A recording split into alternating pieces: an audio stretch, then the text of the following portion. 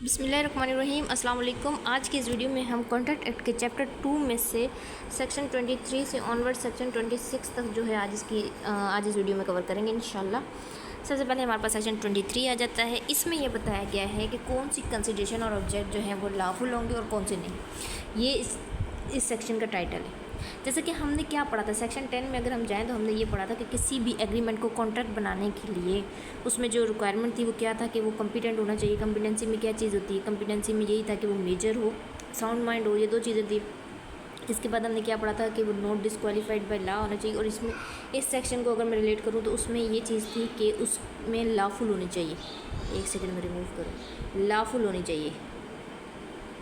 Lawful क्या होनी चाहिए, लॉफुल इसका ऑब्जेक्ट होना चाहिए और लॉफुल ही कंसिडरेशन होनी चाहिए। ये चीज़ हमने पढ़ी थी कि किसी भी एग्रीमेंट को कॉन्ट्रैक्ट बनाने के लिए ये चीज़ ज़रूरी है। ठीक है, अगर ये सेक्शन ये बताता है कि अगर कोई भी एग्रीमेंट जिसका ऑब्जेक्ट या कंसिडरेशन लॉफुल नहीं होगी, अनलॉफुल होगी, तो वो एग्रीमेंट क्या होगा, वाइड।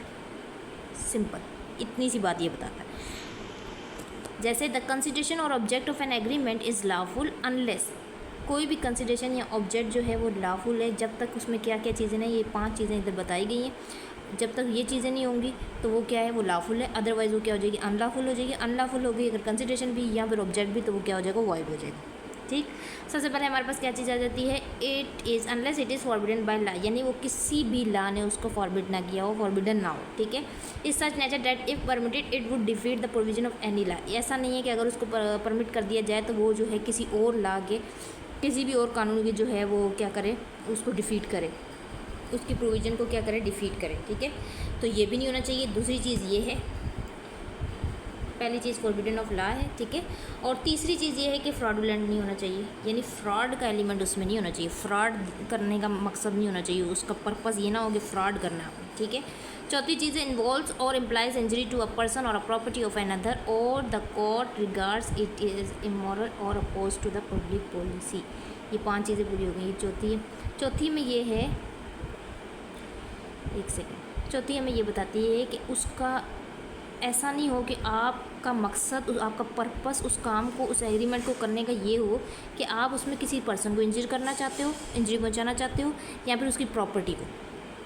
ऐसा कॉन्ट्रैक्ट नहीं होना चाहिए। जैसे फॉर इंस्टेंस मैं यहाँ पे एक एग्जांपल ले लेती हूँ। चलें, जैसे 2 पार्टियाँ, एक है मिस्टर ए, चलें ये 2 इकट्ठी कर लेते हैं, मिस्टर ए और मिस्टर बी, ये 2 बंदे हैं। ठीक है, ये मिस्टर सी को हायर करते हैं, एग्रीमेंट में इंटर होते हैं इनके साथ, किस पर्पस के लिए, कि मिस्टर डी को मारना है। अब किसको इंजरी पहुंचा रहे हैं, पर्सन को पहुंचा रहे हैं। ऐसा एग्रीमेंट नहीं होना चाहिए। दूसरा, ये चलें 2 पार्टियाँ हैं, ए बी, ये डी को हायर करते हैं कि सी के घर को क्या कर दो, जला दो, आग लगा दो, या कुछ भी व्हाट्सएवर के उसको डिस्ट्रॉय कर दो, उसका घर किसी भी तरीके से, कोई भी मोड हो सकता है वो।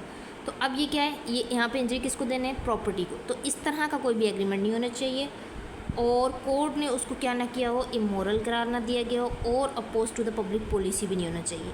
ये 5 चीज़ें जब नहीं होंगी तो वो कॉन्ट्रैक्ट क्या होगा, लॉफुल होगा। उसकी कंसिडरेशन भी और उसका ऑब्जेक्ट भी, अगर ये चीज़ें निकाल दें तो वो उसकी कंसिडरेशन और ऑब्जेक्ट क्या हो जाएगी, लॉफुल हो जाएगी। अगर ये चीज़ें ऐड कर दी जाएंगी तो वो अनलॉफुल कंसिडरेशन भी हो जाएगी और अनलॉफुल ऑब्जेक्ट भी हो जाएगा, और ये अगर अनलॉफुल हो गया तो ये क्या हो जाएगा, वॉइड हो जाएगा इस सेक्शन के अकॉर्डिंग। अब है section 24, agreements wide if consideration and objects unlawful in part. Agreement वो कौन से एग्रीमेंट जो हैं वो वाइड हो जाएंगे अगर उनकी कंसिडरेशन या ऑब्जेक्ट जो है वो अनलॉफुल हो, भले ही वो मतलब ऐसा एग्रीमेंट हो कि उसका एक पार्ट जो है वो लॉफुल हो और अनलॉफुल हो। ठीक है, दूसरा पार्ट, तो फिर वो क्या हो जाएंगे, इस सेक्शन के अकॉर्डिंग वो वॉइड हो जाएंगे। If any part of single consideration for one और मोर ऑब्जेक्ट और एनी वन और any part of any one or several consideration for a single object is unlawful, the agreement is void। यानी इसमें ये बताया गया है, सिंपल इतनी सी बात है कि भाई अगर तो एक क्या कहते हैं, पार्ट ऑफ कंसिडरेशन या फिर ऑब्जेक्ट जो है वो अनलॉफुल है तो फिर वो एग्रीमेंट जो है वो वाइड हो जाएगा।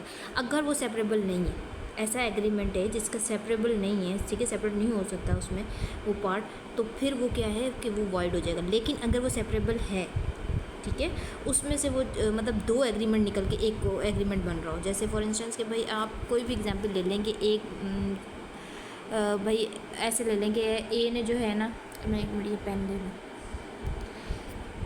मिस्टर ए है, उसने एक मुलाजिम रखा मिस्टर बी को, ठीक है, और उसको कहा कि भाई आप जो है ना वो घर का काम करें, मैं आपको इतने पैसे दूंगा, कंसिडरेशन भी ऐड की, ठीक है।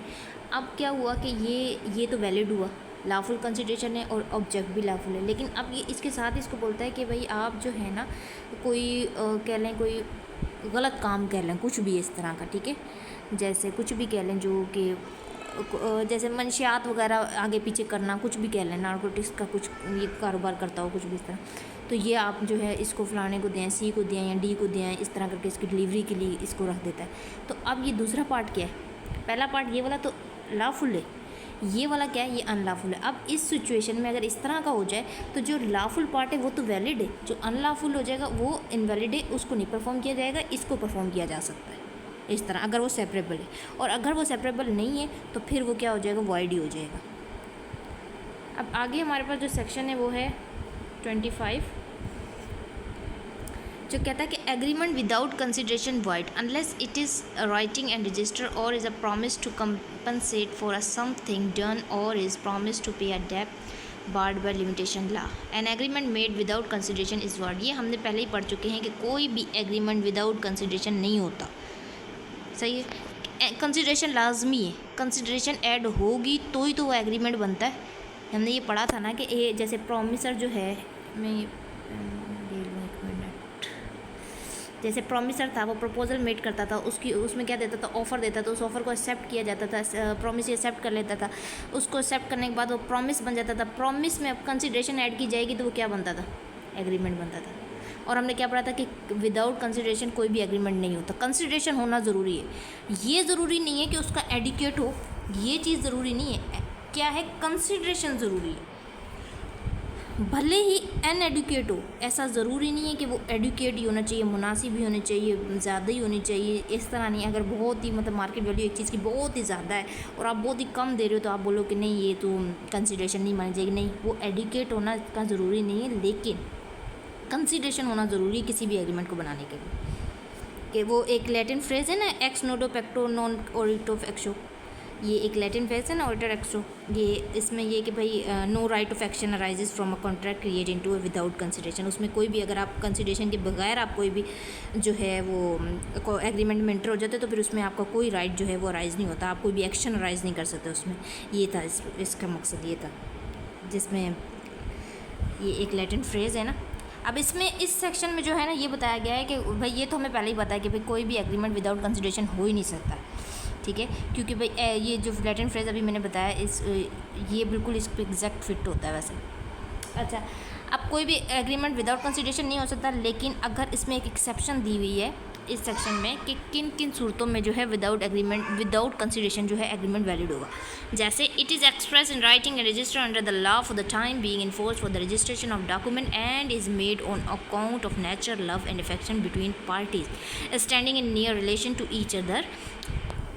अब इसमें ये बताया गया है कि अगर कोई भी रजिस्टर्ड एग्रीमेंट होगा, ठीक है, वो किसके अकाउंट पर, नेचुरल लव और अफेक्शन में, यानी बाप बेटी अगर कोई कॉन्ट्रैक्ट कर लेते हैं उसमें कंसिडरेशन देना ज़रूरी नहीं होता, या कोई बेटा या बाप आपस में कोई एग्रीमेंट कर लें तो उसमें नहीं होता, ये एक एक्सेप्शन है। या फिर आप कह लें दूसरे में इसमें ये है, दूसरी जो पॉइंट है इसमें ये लिखा हुआ है कि भाई promise to compensate for voluntary service के लिए, वॉलंटरी सर्विस के लिए भी कंपनसेशन ज़रूरी नहीं होते। और तीसरा ये है कि प्रॉमिस टू पे टाइम बार्ड डेप्थ, ठीक है, इस तरह के जो एग्रीमेंट होते हैं तो उसमें भी कंसिडरेशन ज़रूरी नहीं होती। जैसे कि टाइम बार्ड डेप्थ का मतलब ये होता है, जैसे ये मैं आपको यहाँ पे एक टर्म समझा देती हूँ, जैसे 3 पॉइंट में ये यूज़ हुई हुई टाइम बार्ड डेप्थ। इसका मतलब ये होता है कि फॉर इंस्टेंस, एक मिनट मैं पेन ले लूँ। फॉर इंस्टेंस ए है, उसने जो है 1 लाख रुपया किसको दिया, बी को। कितना दिया, 1 लाख रुपया।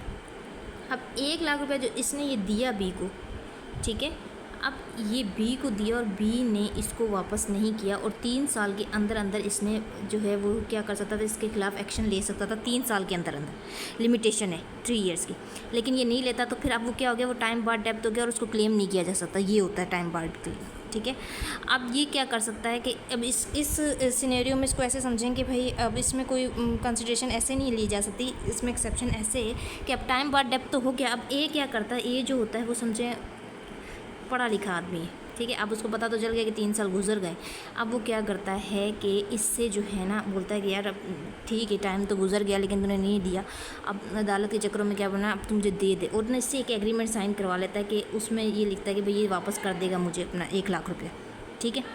अब इसका टाइम नए सिरे से शुरू हो गया, लिमिटेशन ख़त्म हो गई, वो पुराने वाला टाइम बार ख़त्म हो गया। अब इसमें कंसिडरेशन तो ऐड नहीं हुई, तो ये इस सेंस में ये समझाया गया कि टाइम बार डेप्थ में भी कंसिडरेशन की कोई ज़रूरत नहीं है। और फिर आ जाता है हमारे पास इसमें गिफ्ट बयान किया गया है चौथे में। गिफ्ट में भी आपको कोई ज़रूरत नहीं होती कंसिडरेशन की, ये इसमें ये एक्सेप्शन है इन चीज़ों की, ठीक है। इनमें जो है कंसिडरेशन की नहीं नीड होती। बाकी जो है कोई भी एग्रीमेंट अगर विदाउट कंसिडरेशन होगा तो वो क्या होगा, वॉइड होगा। There is no agreement without consideration. अब हमारे पास आ जाता है सेक्शन 26। इसमें ये कहा गया है कि agreement in restrain of marriage void. अब ये सारे हम कौन सी लिस्ट पढ़ रहे हैं, वॉइड एग्रीमेंट पढ़ रहे हैं, जो मना है ये नहीं हो सकते एग्रीमेंट। ये जो हम 24 सेक्शन से पढ़ रहे हैं ये वॉइड है, अभी भी वॉइड है। Agreement in restrain of marriage, किसी भी शादी को रोकने के लिए अगर आप कोई भी ऐसा एग्रीमेंट करते हैं जिसमें किसी की शादी को रोकना है तो वो भी वॉइड है। Every agreement in restrain of marriage of any person other than a minor is void, ठीक है। कोई भी एग्रीमेंट जिसमें आप किसी भी पर्सन की शादी को रोकते हैं तो वो क्या है, वो वॉइड है। लेकिन इसमें एक एक्सेप्शन है कि माइनर की शादी को आप रोक सकते हैं। माइनर की शादी, क्योंकि माइनर मतलब उसमें ये प्रोहिबिटेड है ना, मना है ना लॉ में, तो इसलिए आप उसको यहाँ पे भी एक्सेप्शन माइनर की दी गई है, तो ये वॉइड है। और ये भी एग्रीमेंट करना कि भाई इस तरह के एग्रीमेंट भी नहीं हो सकते कि आप जो है इस तरह का एग्रीमेंट कर लो कि मैं जो है अनमैरिड ही रहूँगा हमेशा, तो ये भी वॉइड हो गई। ये सिर्फ सेक्शन हमें इतना सा बताता है कि कोई भी ऐसा एग्रीमेंट जिसमें किसी की मैरिज रोकने का हो, कोई भी मैरिज रोकने का हो, ठीक है, किसी की शादी रोकने का हो, तो वो एग्रीमेंट वॉइड होगा। लेकिन इसमें एक्सेप्शन एक माइनर है कि माइनर की शादी रोकी जा सकती है, बाकी नहीं। और इस तरह का एग्रीमेंट कि मैं शादी नहीं करूँगा तो ये भी अपने लिए भी श्योरिटी देना, तो ये भी एग्रीमेंट जो है वो वॉइड होगा। शुक्रिया।